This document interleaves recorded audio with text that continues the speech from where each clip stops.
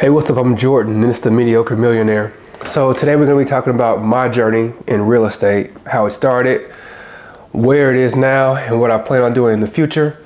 While most people like to share with you just the beautiful things, I like to tell you some of the positive things, some of the negative things, and everything in between as well, just to give you a realistic view of what investing and entrepreneurship is really like. I don't want to just give you everything positive. I don't want to give you everything negative. I want to just give you the honest truth behind what things really are. So, tell you about how my real estate journey started.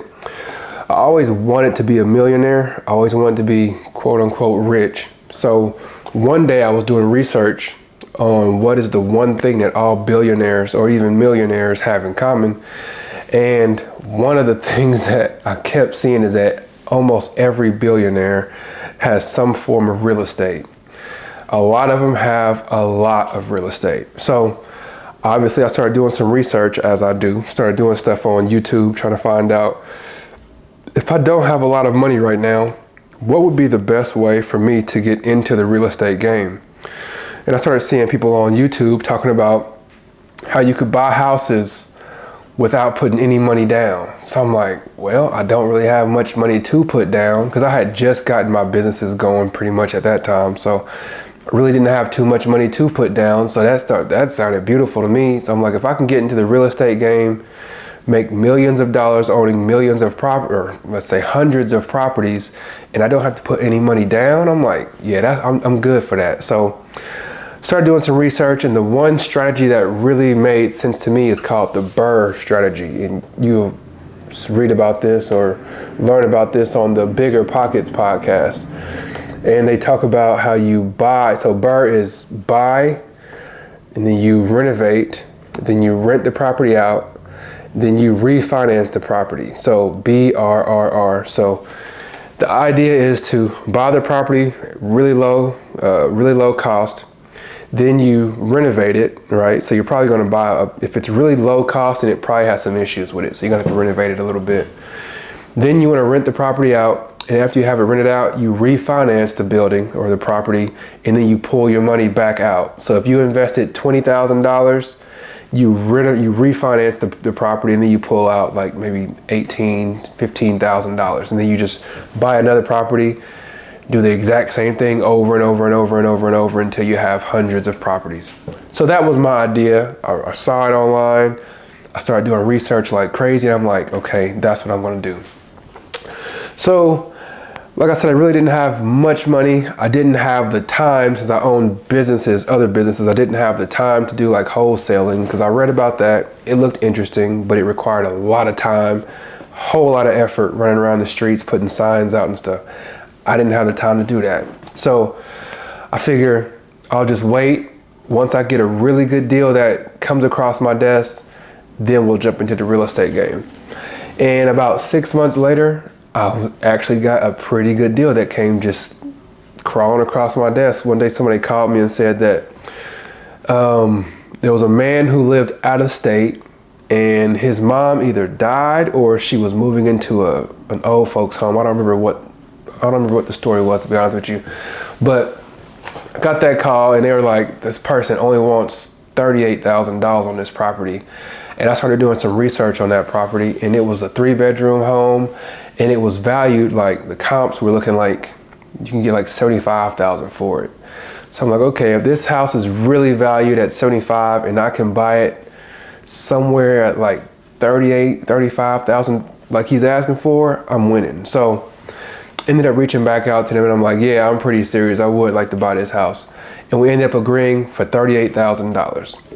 That was the buy-in price, $38,000. So I think we ended up putting, I don't remember how much money we put down on it, but whenever you're buying a house and you're doing commercial property, so that means you're renting it out to somebody, you have to put down 20%. You can't put down 3.5% or 5% like you're living in it. You got to put down 20% if you're going to rent the building out to somebody. So we had to put down, I think it was maybe $8,000, maybe $10,000 is what we ended up putting down, something like that. So we ended up owing like $30,000 or something by the time we ended up putting the down payment on the house and buying the property. So Walked through the property. It was pretty torn up. So there was a big hole in the ceiling, like a big hole, like a big old hole in the ceiling with the insulation, everything falling through.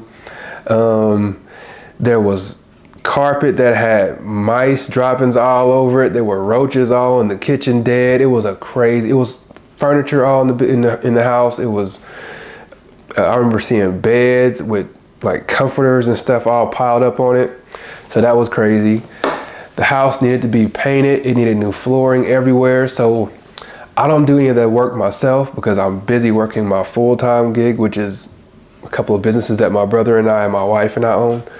So I didn't have time, or really, to be honest with you, I didn't have the skill to renovate this house. So we ended up utilizing some contractors in the area to do a whole lot of the work for us. Well, all of the work for us. They pulled up all the carpet. We put vinyl flooring down. We put new sinks and new counters. We kept the cabinets, but we put new counters in the kitchen, and then we put new appliances in there. So all together it ended up running us like maybe $15,000 or $20,000 for the renovation. So, I mean, we put down, let's say $8,000 to $10,000 for the down payment. And then we put another $15,000 to $20,000 on the renovation. And we ended up getting the place appraised, and the appraisal came back like right around $85,000 or so. So we were pretty excited about that. After that, we ended up putting the place up for rent, put a sign out in front of the yard, and had people come in. Like, it was a bunch of people. I was shocked. We were trying to rent it for $850, and our mortgage was about $250. So we were looking to profit like $600 a month on this property. And I was shocked at how many people came to look at this property and how many people had money in hand saying like, I'll give you the money right now.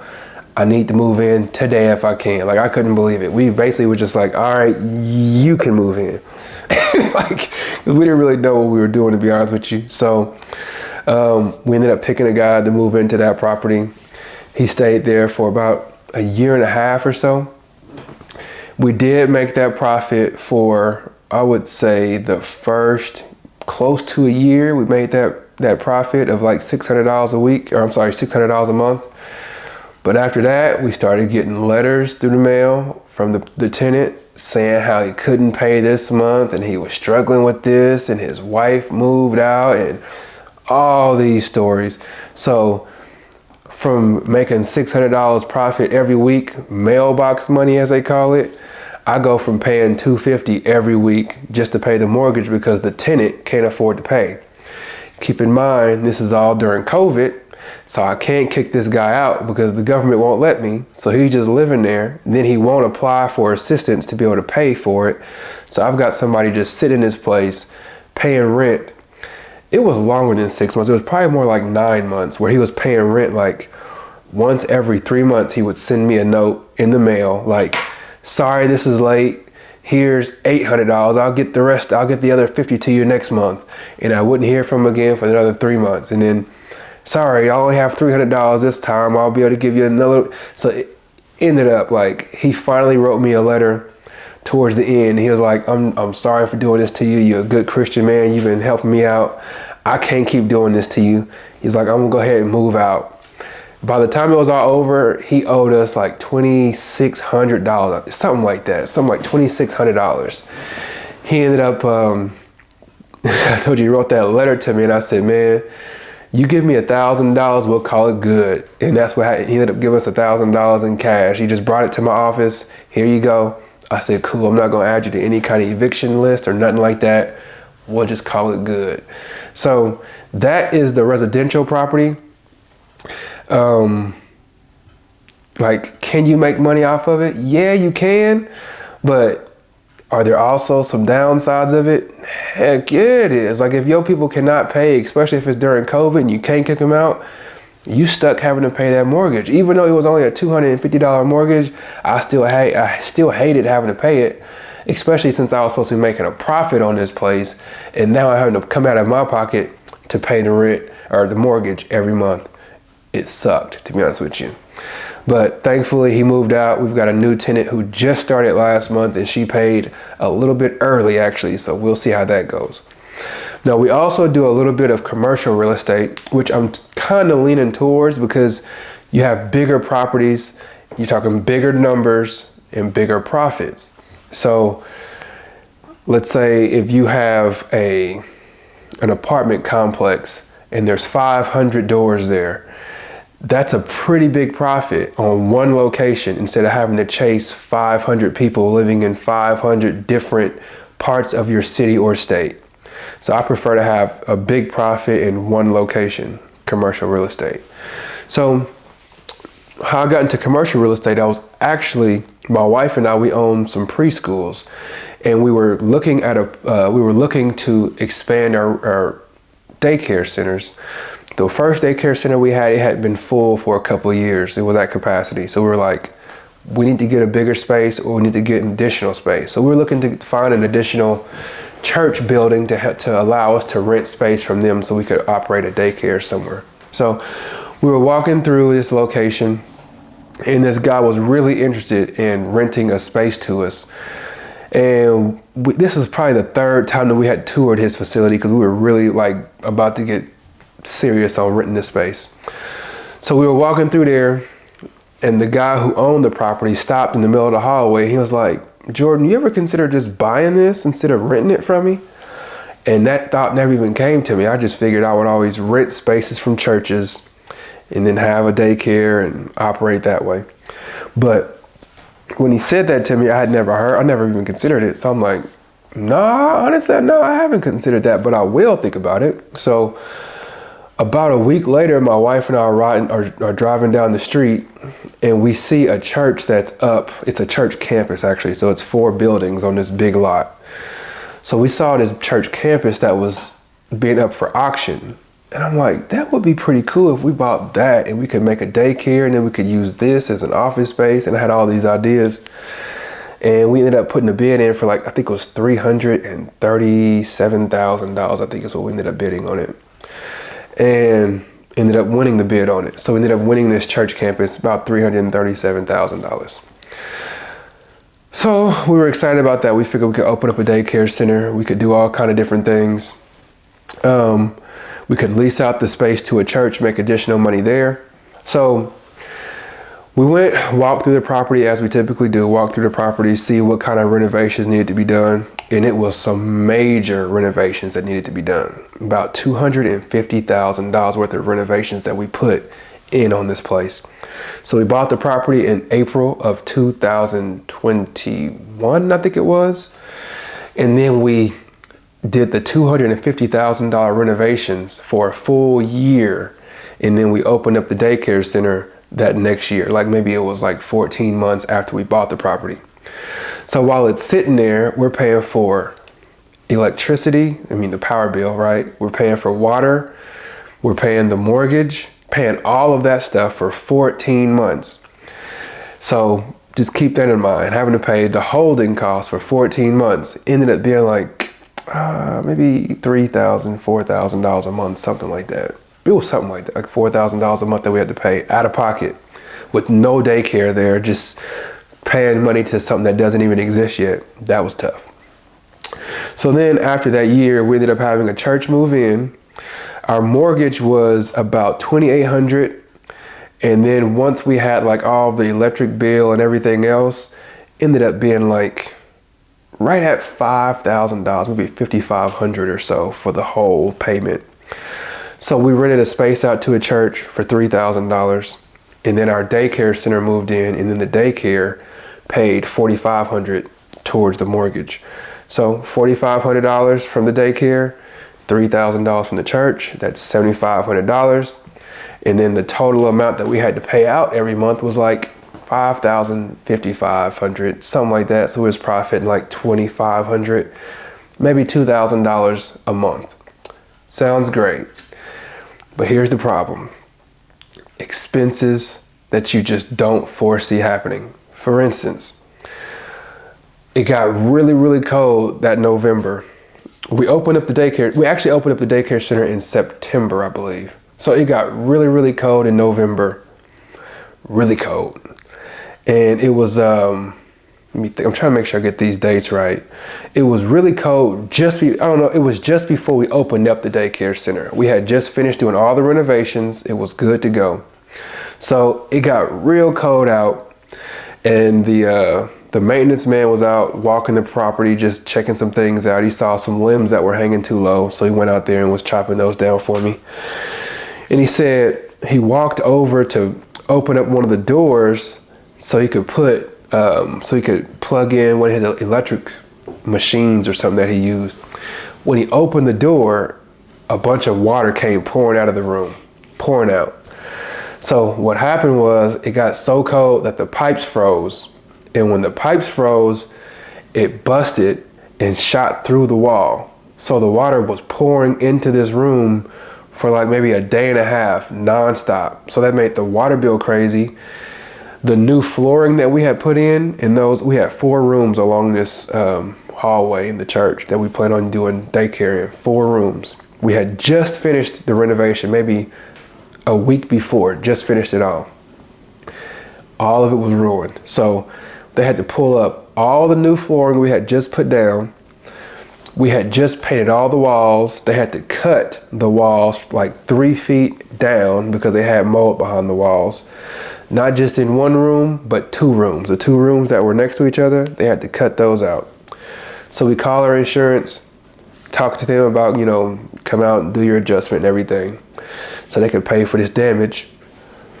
So they come out, the adjuster's there, he's walking, he says everything is cool. We get a letter in the mail saying everything is not cool. They're not paying for anything. So we had to pay the entire $17,000 repair. Why? I don't know. You know how insurance companies do, they try to get at everything. So they figured out some kind of way to get out of having to repair that. So we had to pay $17,000 to repair 2 rooms that we had just finished repairing. So that's $17,000. All right. So after that, one of the air conditioning units went down in the main church. I had to fix that. That was $6,000. Because it was a big air conditioning unit. And we had 1, 2, 3, 4, 5. I think it's 6 air conditioning units in that building. So to repair one of the air conditioning units in there, I think it was $6,000. I think $6,000 there. So once we got the daycare up and going, that was nice because there was more money coming in. Things were going really well. It was really profitable. And then, let me think. So we had that church move out, and then we had another church move in. This church is paying a little bit less, but the new church move in. So now instead of making the $7,500 that we were making, we're making a little bit less now. Okay. And then the bills are still about the same. So our profit dropped quite a bit. And then when you have a $17,000 hit on top of an air conditioning unit that went out that was $6,000, that wipes out almost the entire profitability. So that first year, we ended up like profit or loss, we ended up losing like $22,000 on the first year because we did nothing but renovate and we didn't have any money coming in from the daycare because the daycare wasn't there yet. It was just empty. So we ended up losing like I think it was $26,000, something like that on that property. So the next year we had, like this other daycare, this other church that comes in. Like I said, they're paying a little bit less. So that means we're profiting less. And they wanted to have one of the buildings renovated because we weren't utilizing it. It was just sitting back there, and it was a garage on the bottom and apartment on the top. So I'm like, okay, you do need an office space. This church does need an office space. That makes sense. So I was like, I'll get it renovated for you. So I look into everything that we're gonna get renovated. I'm like, yeah, it won't cost much. Probably about $3,000 or something like that, because we're gonna put flooring down. We're gonna paint the walls. We're not gonna put we're not gonna put a new roof on. Just simple stuff, cosmetic stuff. About $3,000 to $5,000 and we good. So then we did the flooring, we did the painting, we did the ceiling, we did all of that stuff. The roof was fine. Then we went to hook up, we put a new bathroom in, and then we went to turn the water on, and there was no connection in the water. So we were like, okay. So then we found out that the water had been disconnected years before. So we had to call the water service, have them come out and just hook it back up again, reconnect it. That ended up being thousands of dollars because we had to bring a plumber out to run pipes from one of our buildings to this building that we were getting renovated. So that was thousands of dollars. Like maybe, I don't remember how much it was, like maybe $9,000 or $8,000 to get that. So I was like, okay. Then we were looking at the heater because it was cold out. So I was like, let's get the heat figured out. And I said, since it's so hot, or since it's so cold outside, let's just do the heat. Let's not worry about the air conditioning unit. Let's just get the heat working. So we get a new furnace put in there. And then I don't remember how many thousands of dollars that was, because we figured we could still use that furnace, but it didn't work. So we had to pull that out, put a new furnace in. That ended up being a few $1,000s. Then we went to turn the new furnace on, and they're like, yeah, you don't have gas hooked up to this building. So we had to call the gas company. First, we had to call a contractor out to run piping from where it was in the building to where it needed to be, so the state could come out and hook up the gas meter, which costs another few $1,000s. So by the time all of this was finished, it wasn't even cold outside anymore. It was hot. So now I'm like, okay, now we need to put air conditioning unit in. Air conditioning unit costs $3,000. So a building that I thought was gonna cost $3,000 ended up costing about $25,000 to renovate. Crazy.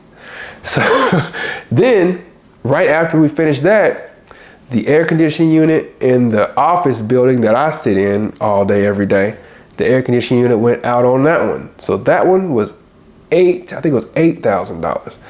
So that was $25,000 plus $8,000 that I spent probably in just a couple months on stuff that I just did not foresee happening.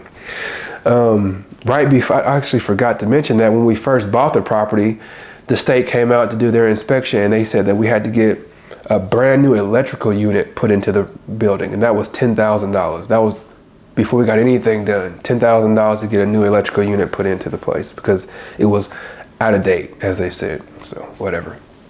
But the second year that we owned the property, we were supposed to be profiting like, I don't know, $1,500, $2,000 a month. But we ended up losing like another $20,000 that second year because things like the renovation on that property, the air conditioning unit going out, we ended up putting a new fence in. The new fence ended up being $17,000. So it was just like all of these expenses that you don't foresee, they hit you out of nowhere. You look at these numbers and it's like, oh yeah, that's gonna work. But then it's like, you gotta account for these numbers that you just wouldn't foresee happening. So do I have options? Yes, I do. So like the residential property, I owe maybe $15,000 today. I'm somewhere in there like that. And it's last time I got it appraised somewhere like just below $100,000. So there's plenty of room for me to be able to refinance and pull money out of it. Same situation with the commercial property. We bought that for $330,000, and last time I got that appraised, it was right around $800,000. So we could pull a couple $100,000 out of that if we want to. But people don't tell you, whenever they're telling you how wonderful these ideas are, they don't tell you that if you take $200,000 off of there, instead of just owing $300,000, now you owe $300,000 plus the $200,000 that you borrowed. So now you're gonna owe $500,000. Now, instead of my payments being $2,800 every month, it'll jump up to probably $3,500 or maybe $4,000. Like, that's not what I'm into. So can you make money can you make money in real estate without having a lot of money? Yes, you can. But from what I've seen so far, it's not very likely. You got to get like extremely fortunate in all kinds of areas to be able to make a bunch of money in real estate without having any. The best reason why I would see, like, the best way I think you should use real estate is if you have a bunch of money over here and you don't really have anywhere to put it, like you don't want to put it in the stock market. So then you just buy a property and let it just sit there and make a little bit of money on the side. Because the way I look at it, whenever you're investing in real estate, you're going to be investing thousands of dollars at a time. A lot of the time, it's tens of thousands of dollars at a time. Like if you put down a $10,000, a lot of people, or I should say most people, they don't want to put down $10,000 on a property. And then the mortgage is $300, and then they're renting it out for $600. So then they're just profiting $300 every month. Most people don't want to put $10,000 down on a property that they're going to profit $300 a month on. It's not enough income. And if you're really needing $300 worth of income every month, then you probably don't have $10,000 laying around to be able to invest. So the real estate game for somebody who doesn't have a lot of money up front seems like it just doesn't make sense, at least not to me. Thankfully, like you've heard my story where I've lost $20,000 one year, and then the year before that I lost more than $20,000 in one of my properties. Thankfully, I'm in a different situation than most people. Like I own a few other businesses where most of my income comes from, which allows me to be able to take a $20,000 hit and be all right. But if I didn't have a different business, if I didn't have other streams of income that pour into my household, then we'd be in a real tight spot if we were just banking on the income from these houses or this property that we rent out, this commercial property. So I hope that helps. I know it's crazy long story and it's all over the place, but that's the honest to God truth of what we've gone through, my wife and I, and owning properties, and my brother and my sister. This is what we've gone through owning our properties. It's not all good. It's not all bad. If you're the way I see it, like if you're looking for direct income, like if you're only making $500 a week right now and you're trying to make $1,000 a week, I don't think real estate is the way that you should go. Mainly because when it comes to like putting $10,000 down to be able to make $300 every month, it's just not logical. I'd say put that into a business and start small and just grow it that way, instead of having to have these big, huge pools of money that you got to pour into something. All right, well, thank you. I appreciate the time. Please do like the video, subscribe to the channel. God bless. Take care. Peace.